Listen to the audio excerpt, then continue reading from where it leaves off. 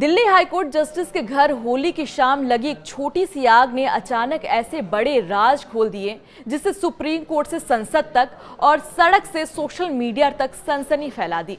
कौन है जस्टिस यशवंत वर्मा, उनके बंगले पर कैसे मिले बेहिसाब नोट और जजों की जांच और सजा का प्रोसेस क्या होता है, जानेंगे आज के पूरे एक्सप्लेनर में। मैं हूं आपके साथ जानवी जायसवाल, आप देख रहे हैं न्यूज़ 18 डिजिटल प्लेटफॉर्म।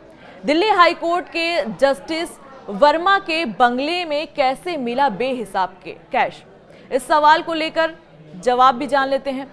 14 मार्च यानी होली की रात करीब 11:30 बजे दिल्ली हाईकोर्ट के जस्टिस यशवंत वर्मा के दिल्ली स्थित सरकारी बंगले में आग लग गई। जस्टिस वर्मा घर पर नहीं थे तो उनके परिवार ने फायर ब्रिगेड और पुलिस को सूचना दी। रिपोर्ट्स की माने तो बंगले के स्टोर रूम में आग लगी थी। एक छोटी सी आग थी। 2 फायर ब्रिगेड ने मौके पर पहुंचकर आग बुझाने का काम शुरू कर दिया और पुलिस भी तुरंत पहुंच गई। इसी दौरान एक कमरे में कैश का ढेर मिला। इलाहाबाद हाईकोर्ट बार एसोसिएशन ने इस मामले में प्रस्ताव पारित किया है जिससे इस रकम को 15 करोड़ बताया जा रहा है। पुलिस सूत्रों के मुताबिक तुगलक रोड पुलिस स्टेशन के रजिस्टर में मामले की एंट्री की गई, लेकिन कहीं भी कैश मिलने का जिक्र नहीं किया गया।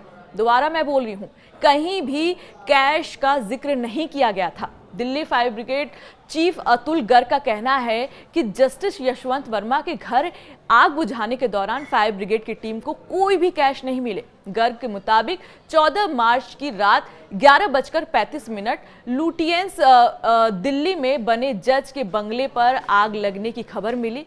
टीम जब वहां पहुंची तो आग स्टोर रूम में लगी थी जिसे बुझाने में 15 मिनट का वक्त लगा। इसके तुरंत बाद हमने पुलिस को खबर दे दी। ये पूरा मामला पुलिस को सौंप दिया गया।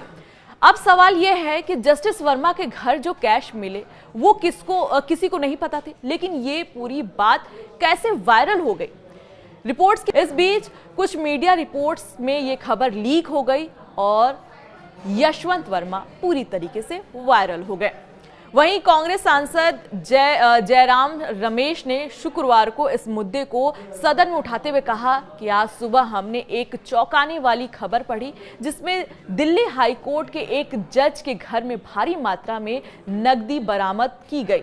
बात सामने आई। उन्होंने चेयरमैन से अनुरोध किया कि न्यायाधीश जवाबदेही बढ़ाने के लिए सरकार को दिशा निर्देश दिए जाएं। वहीं राज्यसभा के चेयरमैन और उपराष्ट्रपति जगदीप धनखड़ ने इस पर जवाब देते हुए कहा कि सिस्टम में पारदर्शिता और जवाबदेही जरूरी है और इस मुद्दे पर हम एक स्ट्रक्चर्ड डिस्कशन करवाएंगे।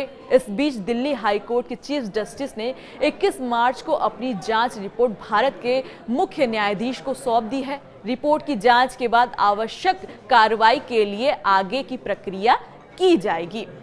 अब सवाल यह है कि क्या दोषी पाए जाने पर जज को भी सजा मिलती है? बड़ा सवाल है। संविधान के अनुच्छेद 124(4) में सुप्रीम कोर्ट के जजों और 217(1)(b) में हाई कोर्ट के जजों को महाभियोग के प्रक्रिया से हटाने का प्रावधान है। आईपीसी की धारा 77 और नए बीएनएस कानून की धारा 15 के अनुसार हाई कोर्ट या सुप्रीम कोर्ट के जजों को आधिकारिक कामों के मामले में आपराधिक मामला दर्ज नहीं हो सकता। आशीष पांडे कहते हैं कि दोषी पाए जाने पर किसी भी जज को सजा मिल सकती है, लेकिन यह जेल भेजे जाने या जुर्माना लगाने जैसी सजा नहीं होती, या फिर ऐसा भी कह सकते हैं कि आम आदमी को जैसी सजा मिलती है वैसी सजा नहीं मिल सकती। इस मामले में जस्टिस वर्मा के साथ आगे क्या हो सकता है, ये भी सवाल है। इस मामले के खुलासे के बाद जस्टिस वर्मा खुद ही छुट्टी पर चले गए हैं। विराग गुप्ता कहते हैं कि सिटिंग जज के मामले में हाई कोर्ट या सुप्रीम कोर्ट में पीएलआई या न्यायिक सुनवाई संभव नहीं है। Justice Verma Delhi high court में ट्रांसफर होकर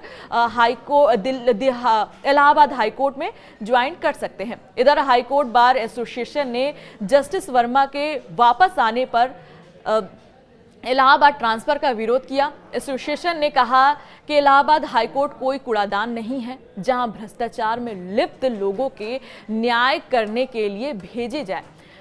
इलाहाबाद हाईकोर्ट बार एसोसिएशन ने जस्टिस वर्मा को न्यायिक कार्य के लिए अलग करने की मांग की है। संविधान लागू होने के 75 साल बाद तक अभी तक किसी भी जज को महाभियोग की प्रक्रिया से हटाया नहीं जा सकता।